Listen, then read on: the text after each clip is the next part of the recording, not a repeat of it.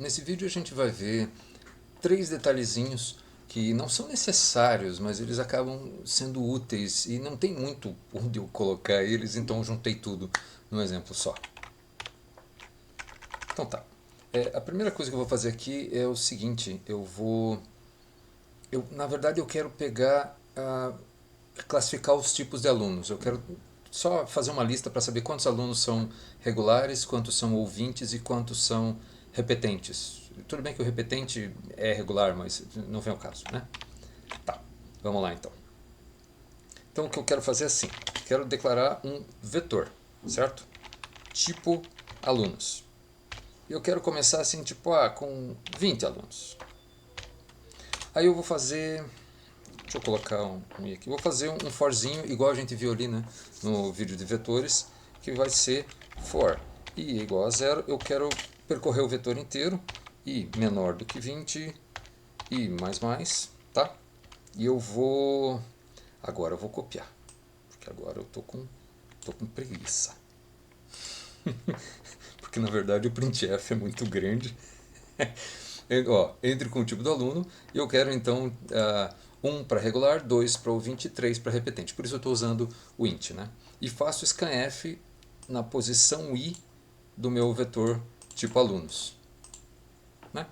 Se o i está variando entre 0 e 19, ele vai pegar o tipo alunos 0, 1, 2, 3 até o 19. Tá. Até aí vocês já devem saber tudo isso. Aí assim, só que eu não quero entrar com 20 nomes, 20 dados, porque é um saco para testar. Apesar do programa ter que ser com 20, eu não quero ficar testando com 20. Daí, eu vou fazer um chuncho, eu vou testar com 5. Daí eu vou lá, coloco 5 aqui e coloco 5 aqui. Agora ele funciona com 5, vamos ver. Compilei, compilou, tá? Troco a telinha, vamos ver se ele está funcionando. Agora sim, vamos testar. Então, entre com o tipo do aluno. Vou entrar lá, tipo 1, 2, 2, 1 e 3. Pronto, acabou. Eu só estou pegando, não estou fazendo nada com esses tipos, né? Então tá. Aí, depois que eu testei e vi que está funcionando, eu tenho que pegar e voltar o cara para 20 aqui. Professor, tem que ter um jeito menos burro de fazer isso. Tem? Tem.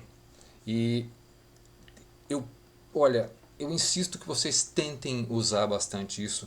É uma definição de constante, porque é muito comum você mexer em um e esquecer o outro. Daí agora eu estou com 5 aqui no for e estou com 20 na definição. Ou pior, né? Assim até ele não vai dar pau. Mas eu fico com 20 aqui no for e 5 aqui na definição e pronto. Você estoura o tamanho de 5 do vetor, acessa lá a posição 6, 7, 8 e dá pau.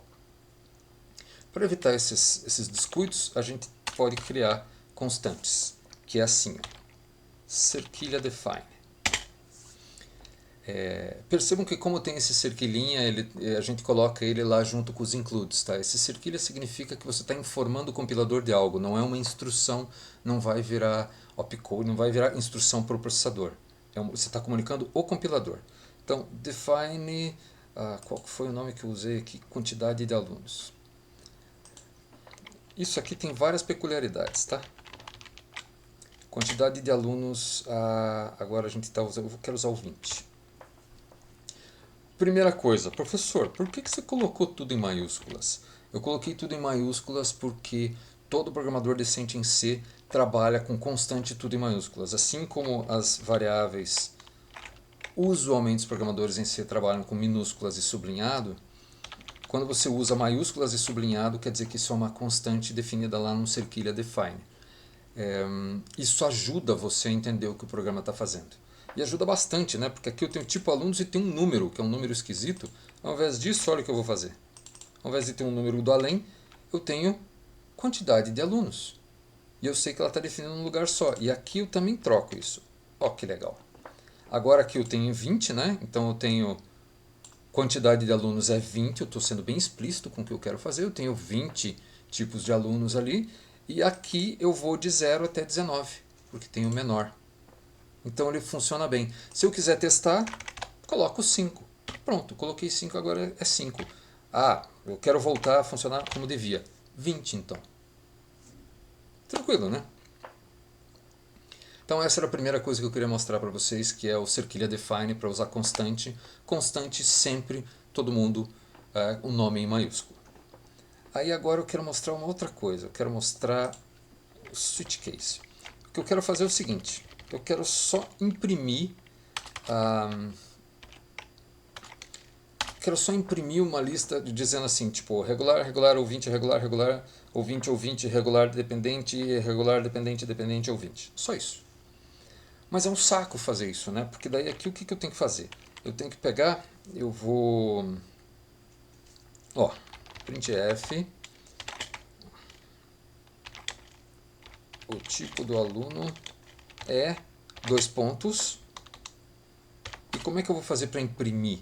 Eu vou ter que fazer um if. If o tipo é 1, imprima regular. If o tipo é 2, imprima ouvinte. If o tipo é 3, imprima repetente.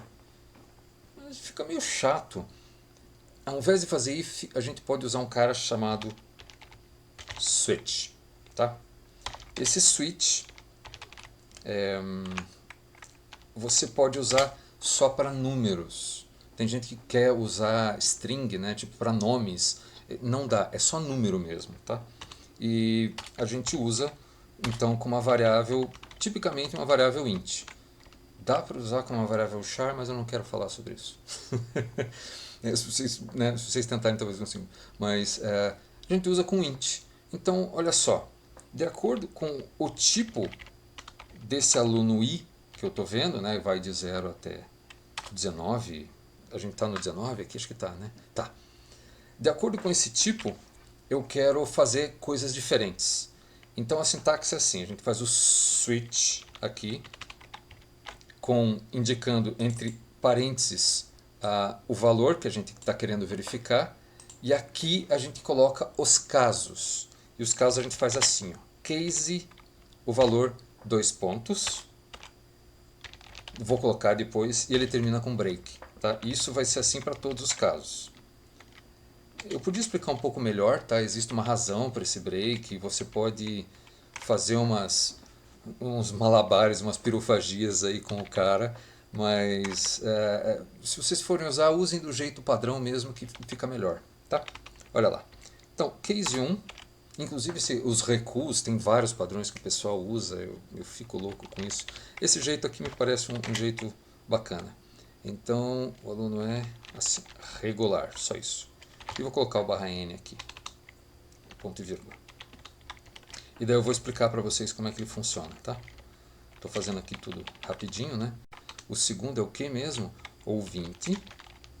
E o terceiro é dependente, tá?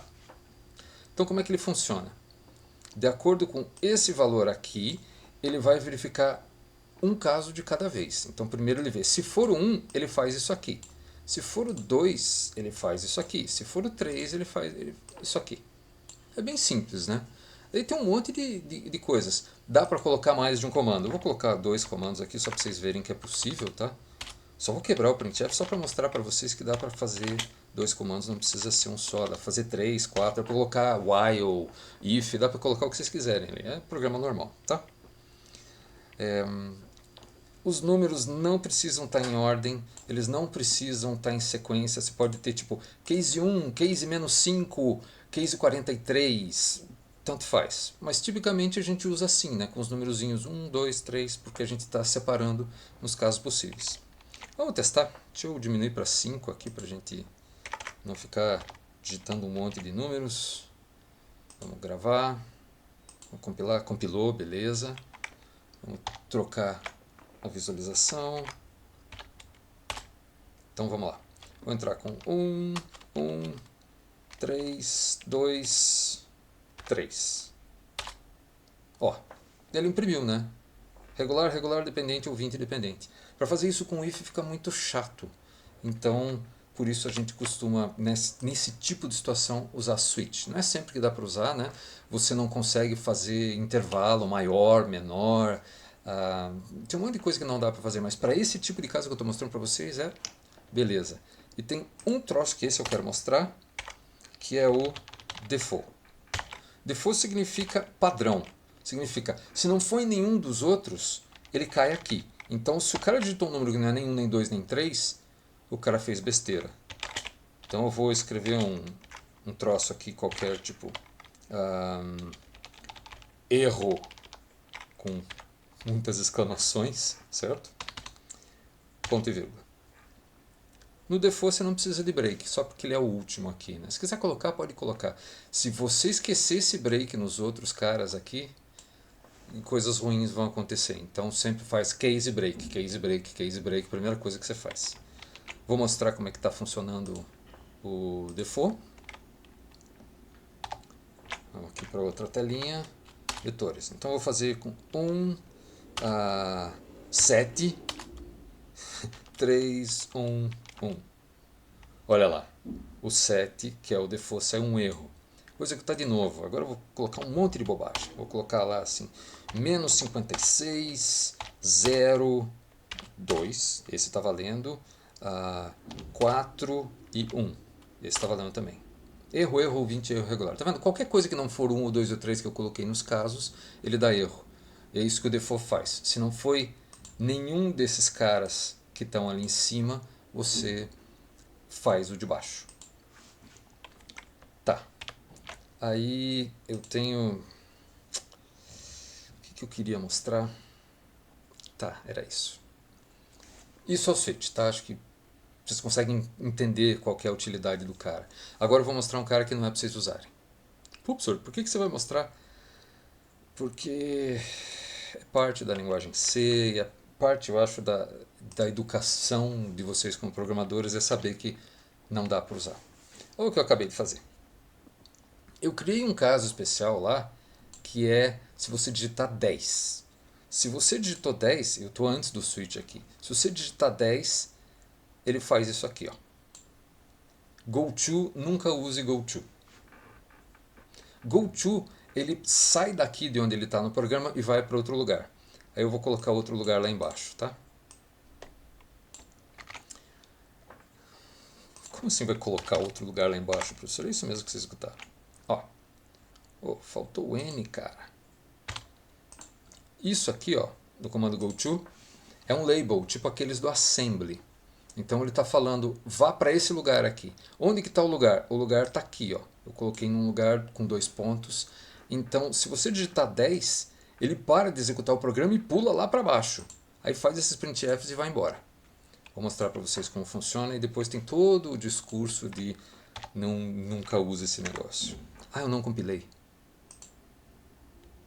Opa, não, compilei sim. Eu que tinha esquecido. Vetores. Então assim, se eu entrar os números normais, 3, 2, 67, 1, 1, ele funciona normalmente, né? Dependente ou 20, regular, regular e o erro. Agora, vou entrar com 1, 2, vou entrar com 10 aqui.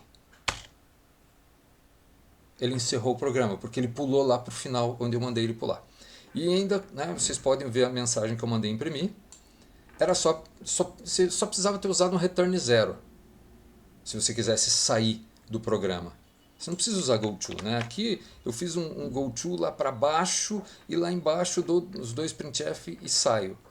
Putz, se é isso que você queria fazer, era só aqui nesse lugar colocar um return 0 e ele terminava a main, né?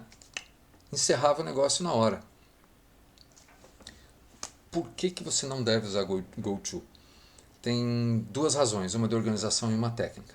A razão de organização é o seguinte: se você está com o programa bem feitinho, você olha ele aqui assim, for, ele está fazendo um loop, então ele vem aqui, if, ele entra aqui em determinadas circunstâncias, for, aqui ele faz um loop. Você consegue ler o programa de forma assim sequencial.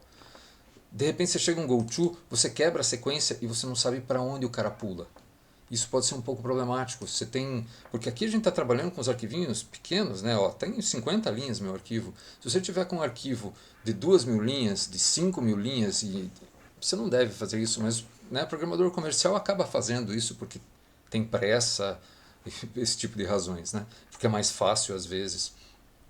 Se você tem um arquivo de 2.000 linhas e tem um GoTo, ele pode ir para qualquer uma dessas 2.000 linhas. É muito difícil você meter na cabeça qual que é o caminho de execução quando tem GoTo. Então essa é a razão técnica. Fica muito difícil de verificar, de você conseguir entender a organizacional. A técnica é pior. Você consegue pular de um lugar para qualquer outro lugar. Isso quer dizer que você está num lugar, você pula para outro. A linguagem C pode até mudar as variáveis que você está trabalhando se você não cuidar. Você pode pular de dentro de uma função para outra função e você muda as variáveis porque a pilha muda. Tem umas tecnicalidades meio complicadas. Então, assim, nunca usem GoTo. Ah, professor, tem um amigo meu que faz engenharia, ele falou que usam em um negócio que ele viu. Tá, na verdade, tem duas circunstâncias que eu vi que até dá para usar GoTo, mas as duas são parecidas. Essencialmente, quando você tem um for dentro de um for dentro de um for e você está procurando alguma coisa no meio desses três for e na hora que você acha, você tem que sair dele. Aí você pode usar um GoTo porque fazer com break fica ruim. Eu prefiro fazer com break. E uma outra situação dessas, agora não lembro qual foi, mas eles costumam utilizar quando você tem muita coisa para fazer e você tem só uns ifs assim para sair. Mas eu vi um vídeo bem longo argumentando que você não deve fazer isso que dá pau. Então, não usem. Se aparecer GoTo no projeto, é zero. Eu não estou brincando, cara. Não pode usar GoTo, ok? Sempre tem um jeito mais bacana, mais bonito e organizado de você resolver o problema que você está tendo sem usar o GoTo. Portanto, não use.